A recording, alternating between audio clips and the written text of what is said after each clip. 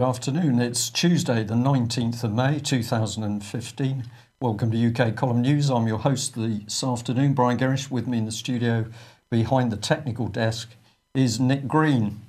Well, the weather, I have to say, is pretty cold and chilly here in Plymouth, with very heavy rain overnight, and seems to be a bit that way across the rest of the country. I think a few places have got some sunshine, but in general, pretty chilly and not very spring-like. Or are we nearly at summer? Well, where are we in the country at the moment? Let's start off with just a little look at what the general election has really meant. So we've got an article here from the Mail, which we found particularly interesting. On one hand, we could say, has this article got any substance in it? But it raises some interesting questions. It's about a young lady, Devon Boone, who put on her Facebook page, "Who is David Cameron?" Now, the UK column is probably pretty sympathetic to that question, because many people think this man is irrelevant. However, this raised an article in the Mail, and we decided to have a look through to see what the Mail made of it. And we picked up on the fact that in that headline, the Mail said a young mother asked her Facebook friends who the PM was just a week after the most intense election campaign in decades. So we were intrigued by that, the fact that actually the Mail was talking about an intense election campaign, because of course most people across Britain said there wasn't really a campaign. Many people said no leaflets were delivered through doors. We didn't see hard doorstep campaigning. Some wards, yes, but many no. And then, of course, we had a very controlled debate on television. Well, this is what the young lady actually put out. It was fairly simple. Who's David Cameron and why do people keep posting about him? We like the basic statement. This was part of the article here. And we can see just days after Mr. Cameron won the most intensive election campaign in decades. Now, we did speak to the journalist who wrote this article, and she felt that she had used the word intense because she said it was true that there was a lot of media coverage pointing at a very close election. And so her interpretation of intense was that it was intense around it's going to be close, who's going to win it. We initially said, why would the Daily Mail claim that there was an intense election campaign when clearly there wasn't? Well, we're going to take their response at face value. They're talking on that one issue. But is it true that this was a close election campaign, and why were the polls wrong? Well, we'll bring up this on screen. We had this a little while ago. The Labour Party was so desperate to get voters in that they were handing out free designer bags. And I can't remember whether we showed it at the time, but this is Grayson Perry prefers dressing up in ladies' costumes, and clearly the man to promote the Labour Party. So maybe an indication of how desperate Labour was getting, that they needed to hand out bags. But if we look at some of the statistics, we can sympathise a little bit with the Mail's reporting. This is basically an overview of all of the polls that were carried out. So here are the Tories ultimately winning with 37.8% of the votes. But if we have a look down the right-hand side, we can see that there were indeed a large number of polls pointing at the fact that it was going to be tied, or at least very close, within 1 or 2%. And then by some strange miracle, we have a big swing to the Tories, which resulted in that final 6.6% lead for them. Now, many people were asking how this could come about. And of course, many of the pollster firms that have been very, very reliable and accurate in the past were also confused as to how their predictions could be wrong. Well, of course, one group of pollsters were not unhappy because they were crowing that they got it right. And here we are with the BBC exit poll team, and they came out with this figure: Conservatives 316, Labour 239, SNP 58, Lib Dems 10. They were basically very close on what the final result was, and they said, well, we did it absolutely right, and we knew that there was going to be a swing to the Conservatives. So is this real? Many people are talking about election fraud, and as we reported last week, the local Labour Party in the Plymouth area have been checking out postal votes because they were concerned that many people had not received those votes, or if they had and had returned them, they hadn't been registered as received. So more work is being done on this at the moment, but if there's anybody out there who has information about strange things going on with voting at the recent elections, or indeed postal votes, we'd love to hear from you. So, of course, what did it produce? Well, it produced a map that was SNP north of the border and the Tories south of the border. And this, of course, has allowed David Cameron to actually be now claiming that the United Kingdom is his. He is using the word our very, very frequently, our nation, our United Kingdom. But to the UK column at least, it would appear that this is the parliamentary speak. This is nothing to do with recognising the wider nation of Britain and indeed the wider general public. So we will leave it on the basis that many people are asking this simple question: was there election fraud? But we had to bring up this picture to remind ourselves of the fawning adulation from David Cameron's staff. If you have a look at those faces on the right, clearly he's assumed some godlike status, and this is the man now back in control of the country. And what, of course, has he done since he's been back in power? Well, as a result of a demonstration outside Parliament, which we'll mention a little bit more in a few minutes, he is already pushing with Theresa May for a further clampdown on the rights and freedoms of ordinary people in UK. So those policies, of course, cannot have been cooked up in 5 minutes after he took his position as Prime Minister. These are obviously policies that have been fermented for some months in the background. Now, we pointed out a long time ago that, of course, whatever you saw in the election, that was really the puppet show. And we've got a UK column newspaper, I think this one's going back to 2008 or 2009, where at the time we were pointing out that Gordon Brown was simply selling off the country, selling off gold reserves, selling off the family silver. But of course, the cartoon on the front page really illustrated what was going on, because while the public is focused on the political puppet show shown in the lower part of the picture, those political puppets are being controlled behind the scenes by people with vast amounts of money. And at that time, of course, UK column said very clearly that we were watching Britain being dismantled as a nation state. And we are going to say how right the UK column was. We are now starting to see that regime come to the surface and indeed accelerate. So if you voted Conservative and you think that David Cameron's really in control of the country, we don't think so. We think that David Cameron is simply going to be there pushing out the policies of the bankers. Well, what sort of man was he? Is he?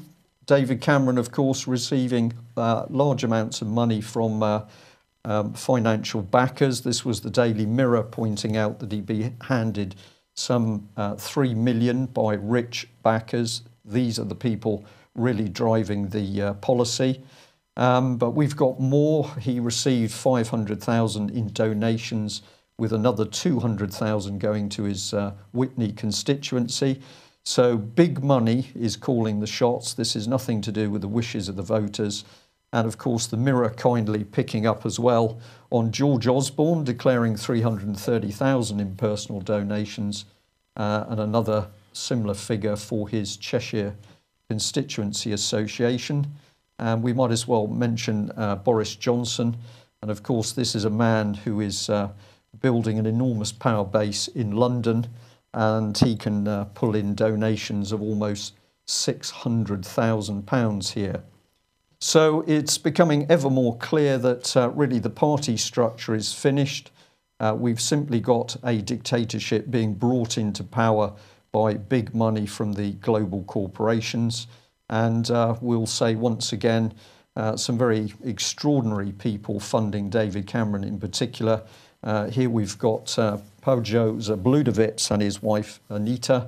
Now this gentleman comes from a former arms company. He donated £15,000 to David Cameron's personal leadership campaign of the Tory party, some £131,000 to the Conservative Party. I believe that figure's been greatly increased by his money coming in through other organisations.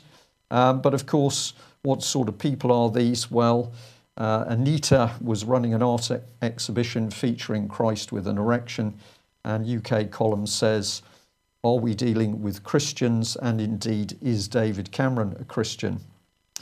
Well, Cameron is adamant with Theresa May that we need to be under constant state surveillance, and the front end of that is going to come, of course, from Britain's police force. So let's have a look at the new president of the National Police Chiefs Council, and that's Sarah Thornton.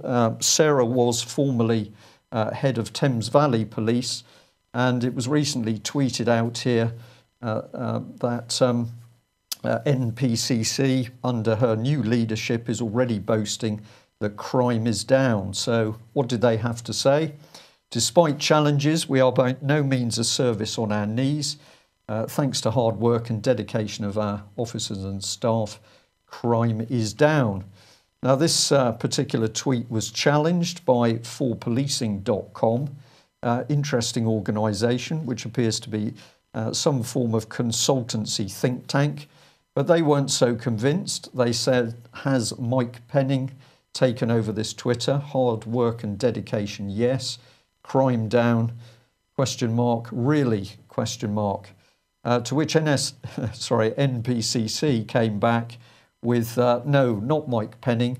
We also said some recorded crime is down, but other types are growing and demand is changing. So our headline there very clearly, first of all, the blanket claim that crime is down, followed by, well, no, it isn't.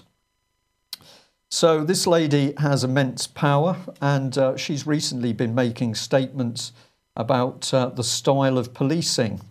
And this is what she had to say. Whatever the impact of budget cuts, we would never accept a change to our most basic principle, the Peelian idea that police are the public and the public are the police. We could not have policing in the UK without public consent. Hard measures such as water cannon and tear gas will only ever be used to protect people when all other methods have failed. Now, we'll just point out before a bit of further comment that, of course, this lady was chief of Thames Valley Police at the time that they failed to investigate child abuse at Oxford and Cherwell Valley College, thereby allowing them to claim that crime in Oxford had fallen. Well, what is she talking about? The fact that policing is with consent, because, of course, under ACPO, we've seen the police increasingly heavily armed, both with handguns and indeed machine guns, with tasers, with batons, with handcuffs, and of course surveillance coming in with CCTV cameras and personal cameras, not to mention pepper spray and tear gas, and the fact that we now have police squads dressed in a paramilitary fashion. So it would appear to us that we have the usual duplicitous announcement by Sarah Thornton that she is promoting policing by consent, while the reality is, and it's a clearly visible reality, that policing is becoming ever more vicious and draconian. Well, we can give you a little bit more on Ms. Thornton. because she's been out speaking on these very subjects. And John Murphy from Bedfordshire Chief Police Inspector said that he'd been to an interesting afternoon presentation where Police Chiefs President Sarah Thornton was talking about police legitimacy, code of ethics and police strategic management.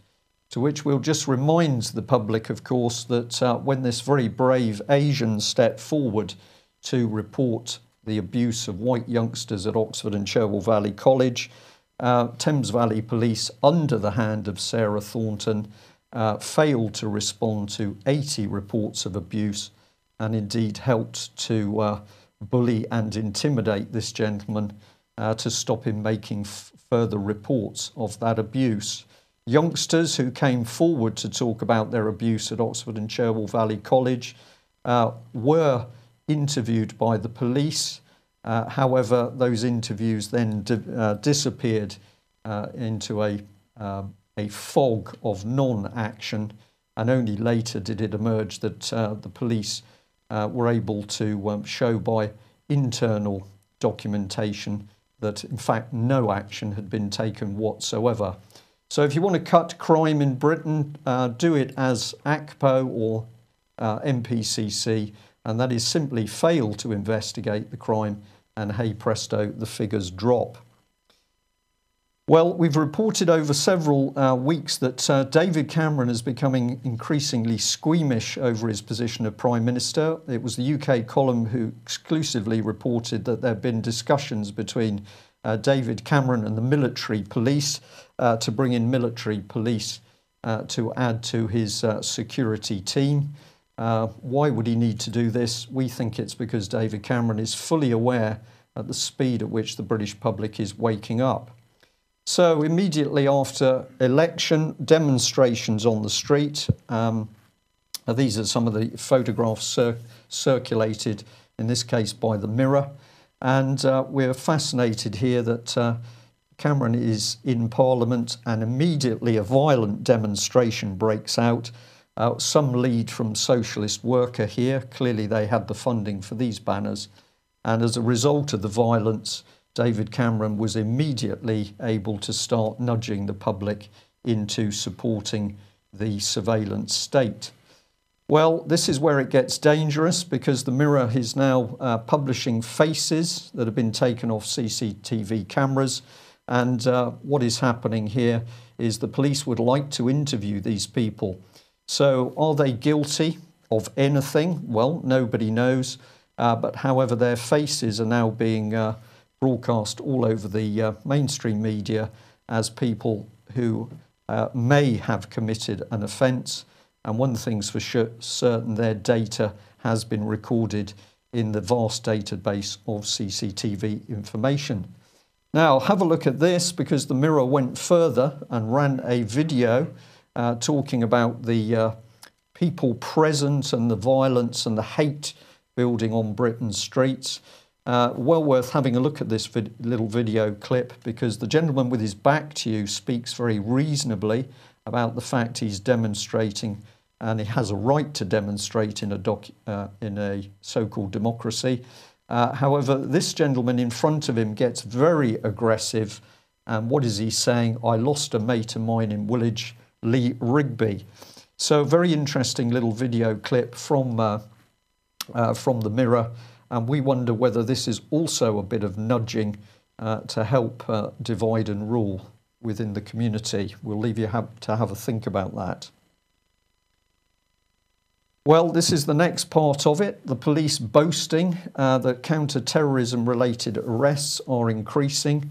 And of course, remember that the police are quite happy to arrest people now, simply not release their names. So people can be taken from their homes into police custody. Nobody knows that they've disappeared at all.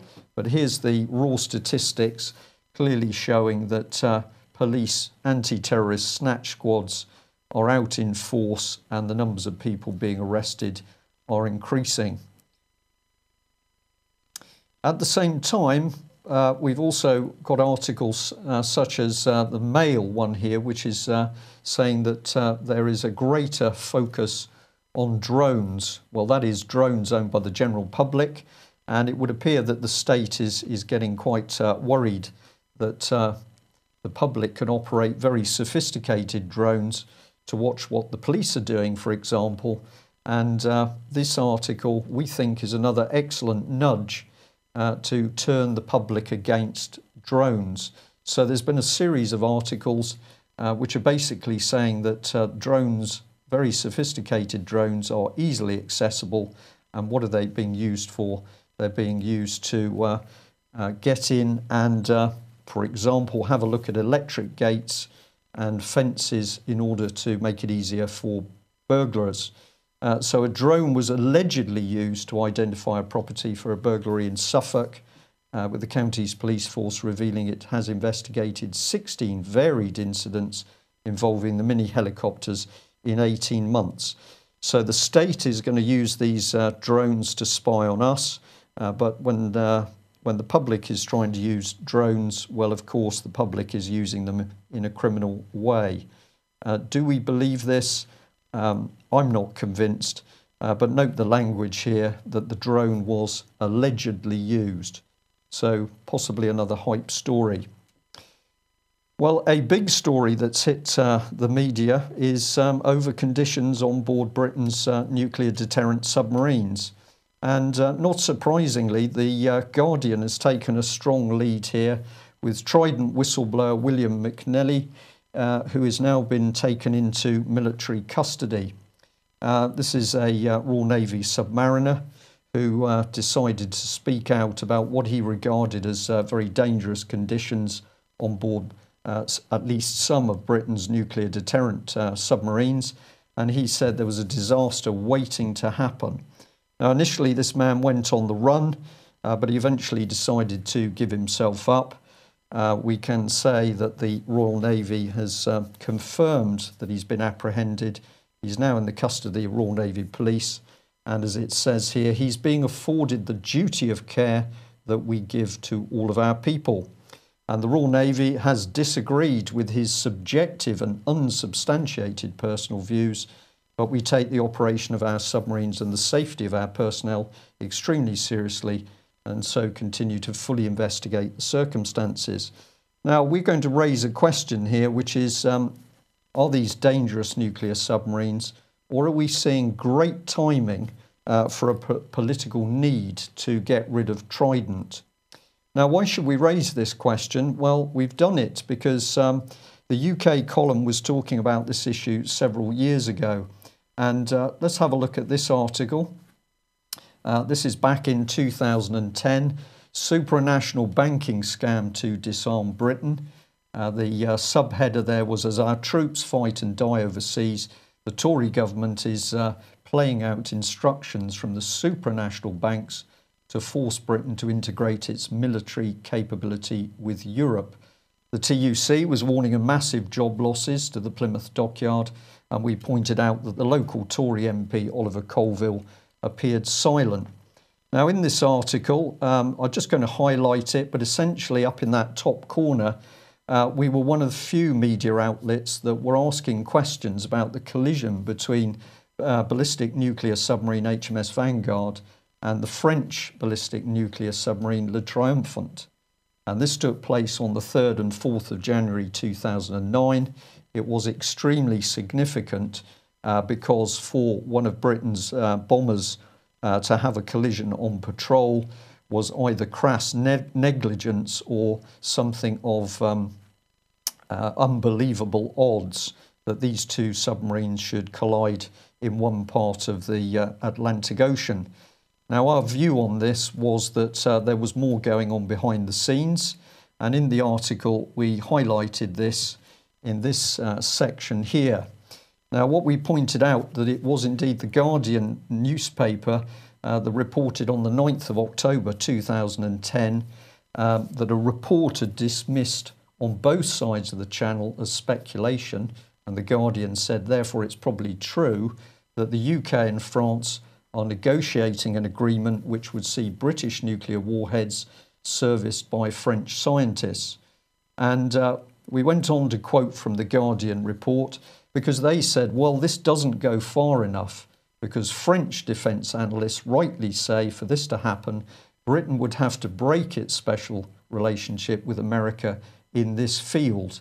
It goes on to say it makes eminent sense for two European military powers, both of whom have nuclear deterrents which are independent in name only, to operate with each other on warheads and joint submarine patrols. So how do we join this story together? Well, the UK column has heard many reports over the years of the declining standards of maintenance on board Britain's nuclear submarines, and we believe those stories hold truth. And of course, we've seen this come in as we have seen a massive attack on Britain's military from both the Labour government and Conservatives, with a view to drastic cuts in British military equipment in order to force us with a joint European army with the French.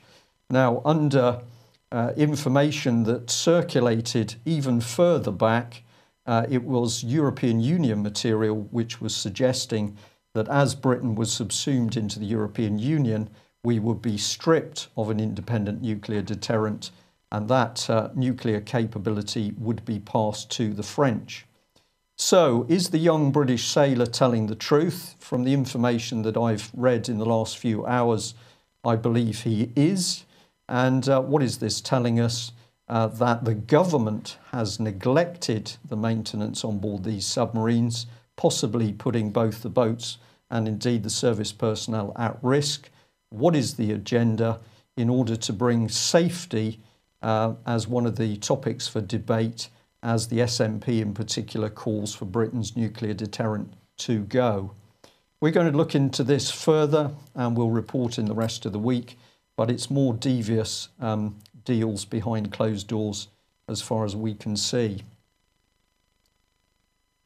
What can we do about all this? Well, I'm going to first of all give praise to Ian Crane for a really excellent weekend just gone, AV6. A really excellent lineup of speakers with a tremendous range of information, varying from politics to what's happening in the Middle East, what's happening with world government, what is happening with health and biometrics, for example. So for people who are awake to what's actually happening in British society and overseas, this was a wonderful venue, not only to hear a lot of information from the speakers, but also to get together in order to talk to other like-minded people. So thank you very much, Ian Crane, for doing that. What was most encouraging was that people present were leaving that venue wanting to get out there to start pushing out information and start bringing people together in order to tackle what's happening. Well, money is a key part of it. Love of money, the root of all evil. And The Guardian here has got very hot under the collar about monetary issues. But we did pick up this one where they were talking about the Greek finance minister, Mr. Varoufakis, if that's the correct pronunciation. Struggling a bit with that one, because he'd been saying this. I can assure you that if we face a dilemma between paying a creditor who refuses to sign an agreement with us and a pensioner, we will pay the pensioner. I hope we will be able to pay both. He goes on, in fact, to talk about the fact that there's pressure from the European Union, but we'd like to say here that, of course, if the Greek nation would simply take control of its own money supply with a Greek equivalent of the Bradbury pound, then the pension problems would be solved, as would other monetary needs, because the country would be creating the money it needs without the use of the criminal banking cartel through the International Monetary Fund and the European Bank of Settlements, for example. So who is also commenting on this at the moment? Well, in a way, it's coming from this gentleman, Mark Carnage, as Mike likes to call him, the boss of the Bank of England. Let's remember this gentleman is Canadian, but here he is telling the British public, don't worry that we've got a bit of deflation for the first time in 55 years. It's only temporary. And they're reinforcing this in the Mirror, at least by a picture of Harold Macmillan, and obviously the inference is, well, it was many years ago, we shouldn't really worry about this. Well, I'm sure Mike Robinson will be commenting in more detail later in the week. I think Mike at least is expecting a swing to, in fact, increases in interest rates. But the key bit is, once again, the Bank of England will simply not discuss the Bradbury pound. And of course, why not? Because this is the thing that would destroy the corrupt international banking cartel and allow us to have the money we need. Well, Cameron exists just. Many members of the public, as we started the news today, think that he's an irrelevance. But of course, David Cameron, very big on Twittering. And it would appear that he's now going to be followed by Barack Obama. And there's been quite a lot of publicity over the fact that he's going to use a special phone to be able to sit on the edge of his desk and tweet out political policy. This doesn't surprise us at all, because this is nudging. Of course, you can't get proper policy out in 144 words, characters, I beg your pardon. So what are we going to see? These nebulous sound bites, which are just designed to provide a loose driving of public policy. Well, how about this one? Mail reporting this, that a paedophile has had a sentence reduced in Argentina because the little boy, I think he was 6 years old, had already been abused. He was used to that type of abuse. So basically the fact he was abused by these adult men really didn't hurt him as much as it might have hurt another child. So unbelievably sick judgment in a court. This is the type of judgment we're seeing creeping into British courts. What is it with these judges? But I had to mention this guy, Interior Minister Florencio Randazzo, because he said the ruling was an embarrassment, to which I say, well, I think it was rather more than that. You don't seem to be particularly concerned, which is exactly the attitude of our own Home Secretary Theresa May to paedophiles within Westminster and the establishment. Now, here's Lord Janner. We'll just give you a reminder that there are allegations against this gentleman, but of course it's this lady, Alison Saunders, the head of the Crown Prosecution Service, who is currently defending him. He can make decisions in the Lords but not appear in court. And Alison Saunders has also been the lead person for using CPS to put abuse victim Melanie Shaw back in prison. Well, there we are. A fairly hard start to the UK Column News week. We predict that we are going to see a rapid acceleration of David Cameron, Theresa May's attempted clampdown on free speech, and particularly anybody who dares to criticise the British government's policy. What can we do about it? Get connected with other groups, start pushing the truth out, and of course challenge wherever you can. If you've got the ability to write good letters, write those letters. If you can push out emails, do that. But nothing beats speaking to other people in person and of course warning and challenging your MP. That's it for the news today. Thanks very much for joining us. We'll be back same time tomorrow. Bye-bye.